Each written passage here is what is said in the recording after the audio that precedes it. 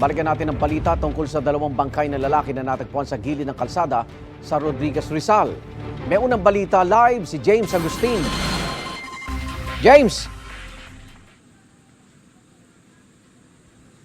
Igan, bangkay nga ng dalawang lalaki na nakasilid sa mga nylon bag yung natagpuan po dito yan sa Barangay Makabud sa bayan ng Rodriguez kahapon. Tingin igan ng mga taga-barangay, itinapon lamang dito sa kanilang lugar ang mga biktima.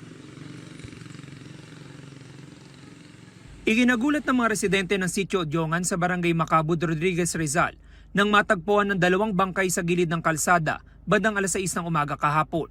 Ang mga biktima nakasilid sa mga nylon bag. Ayon sa barangay, empleyado nila na papasok sa trabaho ang unang nakapansin sa mga nylon bag.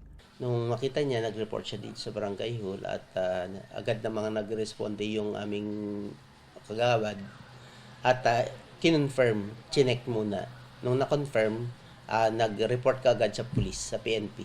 Nang buksan ng mga nylon bag, tumambad ang mga bangkay ng dalawang lalaki. Nakasuot lang ang mga biktima ng underwear, duguan ng mga ulo at nakabalot ng duct tape.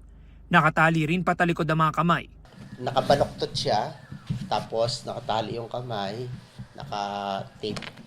Pagkatapos, inilagay siya sa parang bag na, ano ba tawag doon, parang buli. Parang yung bag na plastic, pinagdugtong yung nylon. Ganun yung nakita sa kanya, tapos yung isa katabi niya rin.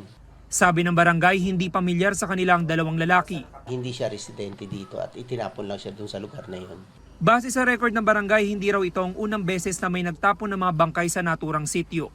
Noong nakaraang taon, dalawang magkahiwalay ng insidente ang nirespondihan nila. Ang tingin ko, una, wala siyang street light, wala siyang malapit na bahay, at pangalawa, wala siyang CCTV. Kaya nga, ngayong taon na to, yun yung talagang gusto namin na malagyan ng CCTV at saka ng street light.